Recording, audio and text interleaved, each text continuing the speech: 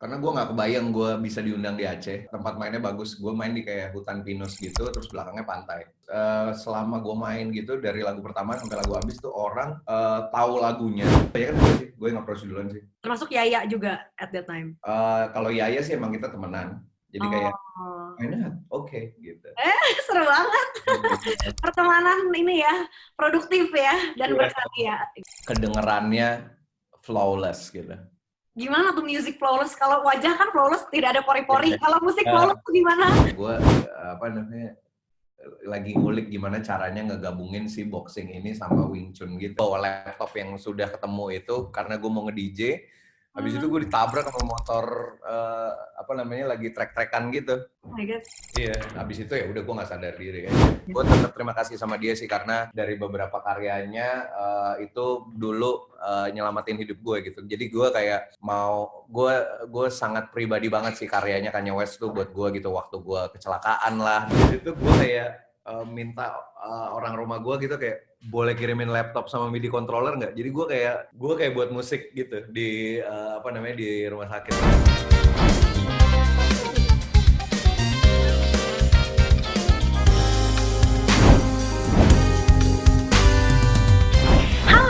Datang di Teritori, teman cerita Inventory. Ketemu lagi nih bareng sama aku Indi Arisa. Dan kali ini dia akan ngobrol sama seorang musisi, atau lebih tepatnya dia adalah seorang DJ yang pengetahuan musiknya udah luas banget karena he's really into it dari dia masih kecil. Dan Indi mau ngucapin terima kasih juga karena hari ini Indi lagi staycation di The Braga by Art Hotel yang ada di Jalan Braga nomor 10 Bandung. Yuk kalau gitu langsung aja kita ngobrol-ngobrol barengan sama Dipa Barus. Halo Dipa Barus, selamat siang. Hai, selamat siang. Indi sekarang ada di Bandung dan Dipa ada di Bali. Nah, jadi hari ini teman cerita Inventory Indi akan ngobrol sama Dipa Barus ya selaku music producer, as a DJ juga. Nah, ini Indi akan tanya-tanya dulu mungkin sebelumnya buat Dipa Barus yang kemarin baru dari Jakarta, sekarang udah di Bali lagi. Tentang music life-nya Dipa dulu nih. Nah, Dipa ini kan salah seorang musisi yang percaya kalau Indonesia ini, musik Indonesia one day bisa dihargai secara internasional gitu ya. Dan karena ada sesuatu yang unik lah gitu yang dipunya sama musik-musik Indonesia. Terus udah gitu salah satu apa namanya usaha Dipa adalah eksplorasi musik tradisional yang pakai pendekatan modern gitu kan Dipa. Yes. Tapi lu sempat sampai ngumpulin notasi-notasi dari berbagai instrumen kayak gamelan, Jawa, gong, terus reok, sasando gitu-gitu yang dibikin kontemporer. Nah, sampai ini dapat cerita kalau waktu mastering di London, itu orang sana tuh bingung kayaknya nada apa. Iya, benar. Itu ceritanya gimana sih? Tell me about it. Apa ya, gue sih emang suka sampling alat-alat tradisional kalau misalnya gue lagi traveling gitu. Emang gue suka rekam dan terus habis itu apa namanya sampelnya itu gue oper ke MIDI di komputer gue transform ke MIDI, terus habis itu gue buat musik biasanya gue aja kayak biasa musik modern tapi pakai elemen-elemen itu. Tapi kayak yang membuat unik nadanya sehingga kayak teman-teman kayak di luar tuh kayak ini nada apaan sih, itu adalah pentatonik Jawa, pentatonik Indonesia, sama kayak nada-nada pentatonik kayak yang dipunya dari apa namanya negara-negara di Indonesia gitu, kayak nada-nada apa namanya di tempat asal gue Tanah Karo gitu kan, itu kayak beda sendiri, minornya juga beda sendiri. Nah itu yang membuat mereka tuh kayak ini tuh kita kayak belum pernah denger apa namanya feel ini, nada ini gitu, ini tuh nada apa ya gitu. Jadi kayak emang unik sih gitu. Apalagi kayak sekarang tinggal di Bali gitu dan lagi explore banget gitu apa namanya musik tradisional sini yang apa namanya belum kedengeran secara komersial juga gitu. Oke, tapi setuju nggak sih kalau pentatonik dominati lada tuh kayak lebih nempel di otak orang somehow? Iya. Iya gitu ya? Karena unik sih, karena unik dan juga catchy sih. Oke. Iya. Dan kita ada apa ya, kalau gue sih selalu percaya ini ya, kayak nada itu dibuat di tanah tempat kelahiran kita, jadi tuh kayak ada rasa familiar gitu ya. Oke, iya iya iya. Jadi kayak like we're born with it gitu, yang born and raised dengan nada-nada ini, jadi memang udah familiar dari sananya juga gitu kan ya. Ya.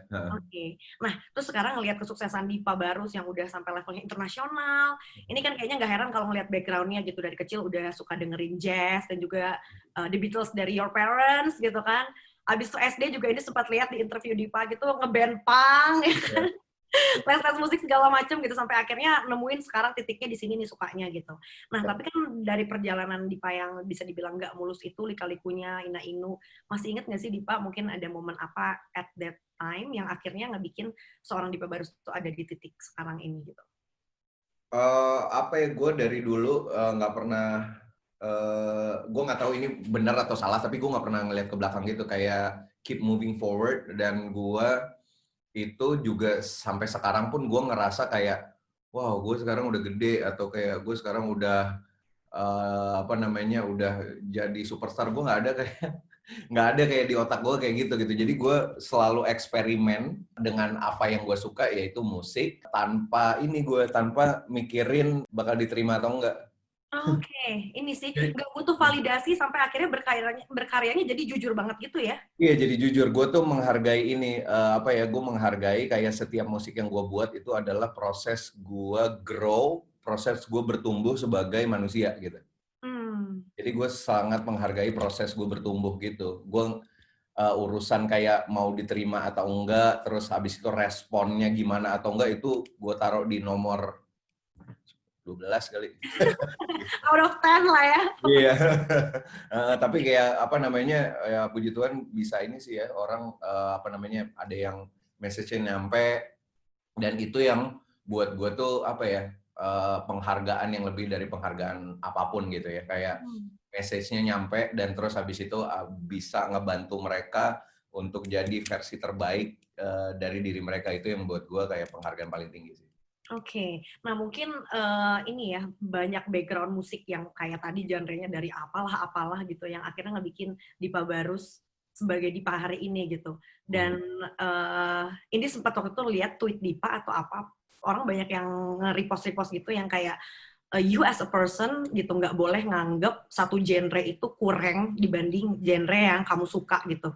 Yang kayak banyak kan orang mungkin yang ngerasa genre yang aku suka ini, dan yang lain tuh kurang, yang paling sabi tuh gue gitu.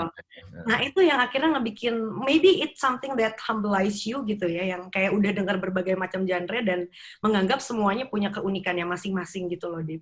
Yes, dan itu dia sih, apa namanya, bukan hanya musik doang, dan bidang lain juga kayak gitu. Karena as simple as kita tuh nggak tahu, apa, kita tuh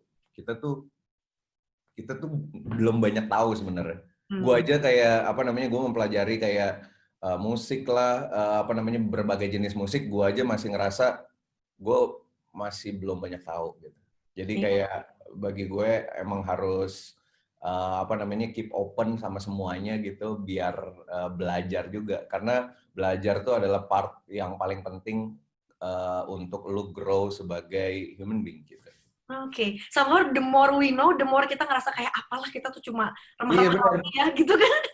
Asli, gue selalu ngerasa kayak gitu sampai hari ini sih. Jadi kayak semua apa ya, semua hal gitu, semua apa namanya, kejadian nggak, itu gue jadiin referensi gitu. Kayak oh ini kayak gini. Jadi gue anggap pelajaran aja terus gitu. Oke, dari semua panggung yang udah ditaklukkan, yang udah pernah dipanggungin sama Dipa gitu, mau flashback yang jauh banget zaman SD manggung sama band pangnya atau apapun itu, momen atau event yang paling remarkable buat Dipa tuh yang mana sih? Yang paling pecah? Paling pecah sih Festival nggak? Iya, maksudnya kayak hampir semuanya berkesan sebenarnya, punya kesan tersendiri. Semuanya seru, semuanya pecah. Tapi bagi gue yang paling berkesan itu pertama di Aceh. Karena Gue nggak kebayang gue bisa diundang di Aceh. Iya. Itu apa namanya? Nggak kepikiran bisa diundang di sana satu gitu ya? Gitu. Terus habis itu tempat mainnya bagus. Oke. Apa namanya? Tempat mainnya bagus. Gue main di kayak hutan pinus gitu, terus belakangnya pantai. Oh, what an experience dong ya. Iya, dan terus selama gue main gitu, dari lagu pertama sampai lagu habis tuh orang tahu lagunya, Gue juga bingung kayak mereka nggak Pasti pernah dong. ngedenger. Iya, dan terus habis itu kayak mereka singalong lagu yang lagu original gue juga. Mhm. Itu bagi gue apa ya, eh, hadiah paling bagus gitu Oh, dibandingin gue kayak main di luar negeri. Kayaknya iya sih, maksud gue kayak udah tempatnya bagus. Kalau luar negeri sih maksud gue iya seneng sih, hmm, tapi kayak di Aceh sih paling berkesan bagi gue, nggak bisa gue lupain. oke. Itu tahun kapan dan bulan apa, masih inget nggak? 2018 atau 2017 ya gue lupa. Oke, baru 2-3 tahun lalu lah ya. Iya. Nah, kalau flashback lagi nih ke bulan Mei kemarin lah ya. Ini kan Dipa barengan sama Yaya, sama Raisa, sama Agnes Mo, ini dapat kehormatan nih, performing di Oke. acara penggalangan dana internasional yang Identity itu kan ya. Terus Benar. ini kan disiarin langsung di Amazon Music 2 channel. Nah, ini katanya 8 jam ini diisi sama berbagai seniman dan juga pemimpin Asia di dunia gitu. Nah, waktu itu ceritanya gimana sih Dipa bisa sampai di reach sama mereka gitu dan diajak join, sama sistem konsernya tuh kayak gimana sih? Oke. Sebenarnya itu apa namanya diajak sama apa namanya teman gue juga yang dia tuh tergabung dalam band Far East Movement. Mhm. Kita pernah kerja sama dan tour bareng gitu, apa namanya, waktu 2016 atau 2017 gue lupa. Dan Oke. terus habis itu dia ngajakin gitu, dia ngajakin aja kayak ini gue mau ngumpulin kayak Asian Americans, apa namanya, artis di seluruh dunia gitu untuk apa namanya, ngelakuin penggalangan dana dan live stream gitu. Dan terus Oke. ya gue langsung oh yaudah oke gitu, terus ngajak siapa lagi lo gitu, gue udah reach out Yaya sama Agnes Mo gitu, sama Yuna, dan terus ya udah akhirnya main bareng. Dan belum lama ini juga kemarin juga gue sempet main juga sih dengan acara yang sama, tapi gue nggak collab sama siapapun, jadi gue cuma nge-DJ doang gitu barengan sama Icona Pop gitu. Oh, wow. Terus by the way yang sama Yaya, sama Agnes Mo, sama Yuna itu bawain lagu apa aja Dipa? Eh, Bawain gue nge-DJ selama 20 menit, terus habis itu kayak gue kolaborasi sama Yaya bawain lagu Main sama Mata. Main yang Iya. nights atau yang day Yang version? night. Yang night. Emang paling suka yang night sih, Indi juga. Wow, thank you. Iya, iya, vibe-nya tuh kayak kapan lagi ya seganas ini tuh kayaknya cuma di night main itu deh, ya kan? Iya, benar. Iya, iya. Nah, terus nih, Dip, kayaknya kalau diperhatiin strategi musik Dipa in this industry tuh kayaknya lewat collab ya. Kayak Dipa tuh nggak berhenti collab, collab, collab gitu. Karena kan katanya dengan collab itu nggak cuma nyenengin fansnya Dipa Barus, tapi juga ngenalin musik Dipa ke partner kolaborasinya gitu kan, supaya Gitu. makin lagi. Nah, selain lewat sosmed nih, kayak waktu Dipa nemuin Nadine, itu kan banyak yang ngetek-ngetek gitu kan, sampai akhirnya dinotis kan Nadine-nya Ya. gitu. Kemarin juga udah ngobrol tuh Indi sama Nadine di teritori juga. Nah, Oke. biasanya penentuan partner collab ini tuh prosesnya kayak gimana sih gitu? Apakah mereka sudah punya nama atau kayak Dipa tuh kayaknya bisa juga nemuin kayak hidden gems gitu yang kayak dari diajak Dipa langsung jadi pricing kayak gitu-gitu. Oke. Apa sih kalau gue sih nggak ada ini ya, gue nggak ada apa namanya harus nama gede, terus Hmm. habis itu harus yang punya numbers gede, itu is not my game gitu. Apa namanya, gue sih yang penting apa tujuannya dan visionnya di music tuh sama gue, karena itu mempengaruhi nanti ya proses kolaborasinya, workshop, terus habis itu kayak apa namanya nulis lirik, terus habis itu gimana ngeplan kreatif dan apa marketingnya kayak gimana, itu ngaruh banget sih gitu. Dan apa yang kedua tuh yang punya suara unik sih. Oke. Gue tuh selalu suka sama apa namanya orang yang punya yang punya karakter sendiri gitu, bukan yang Teknik doang gitu jago. iya, bukan yang umum dan kayak bisa teknik apapun gitu, enggak sih. Kalau gue lebih kayak punya warna suara yang unik gitu, timbre yang unik gitu. Gue lebih Oke, kayak warna gitu. suaranya timbrenya yang khas banget gitu ya. Iya. So far dari semua collab-collab yang ada itu selalu Dipa yang approach duluan atau ada yang dari mereka maju duluan baru akhirnya terjadi kolaborasi dengan Dipa? Kalau apa namanya kayak Nadine, Kalula, terus biasanya kebanyakan gue yang approach duluan sih. Termasuk Yaya juga at that time? Kalau Yaya sih emang kita temenan. Jadi kayak Oh. why not? Oke, gitu. Seru banget. Pertemanan ini ya, produktif ya, dan Iya. berkarya gitu. Dari semuanya, Dip, yang paling seru atau asik diajak collab gitu ya. Bukan yang paling hebat, tapi kayak paling ya, Seru ya? paling seru gitu. Sampai akhirnya jadi itu siapa sih? Semuanya sih seru, tapi gue kayak on day to day basis tuh paling dekat sama Monik sih. Maksudnya kayak apa ya, seru, dan terus habis itu suka apa ya, suka berbagi pandangan gitu tentang apapun, dari music, art, fashion, terus sampai spiritual, terus sampai apa ya, tentang horoskop. Zodiak nih. Iya, jadi kayak apa ya, lebih sering sih, apalagi kayak dia di Jakarta, terus habis itu gue di Bali, terus kita ada beberapa kayak project, kita ngerjain lagu orang gitu, jadi gue sebagai produser, dia sebagai songwriter-nya gitu, makin kayak apa ya, makin tektokannya makin enak gitu. Iya.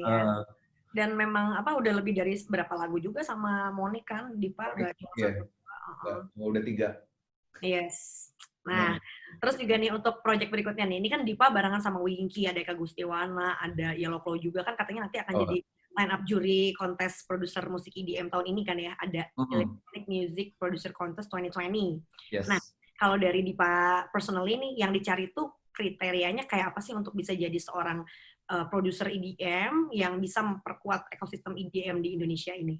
Oke, yang pertama sih punya karakter apa namanya, yang beda, yang dari apa namanya, dari yang ada sekarang gitu. Harus punya autentik sendiri, harus punya original sound, original vibe-nya sendiri. Itu bagi gue nomor 1 tuh matters banget buat gue.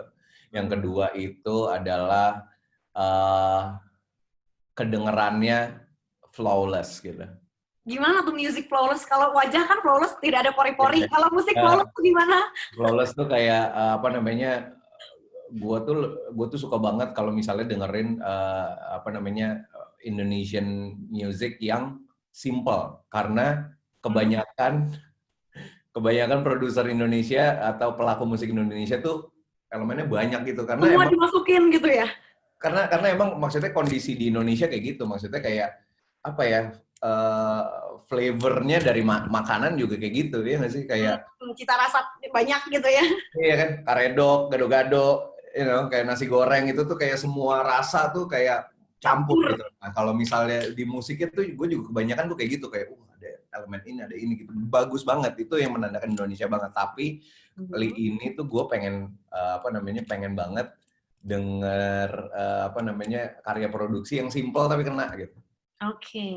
Iya, itu yang bagi gue definisi flawless di music production. Itu yang gue nggak sabar banget denger karya-karya yang kayak gitu. Karena beberapa udah ada yang kayak suka DM gue gitu.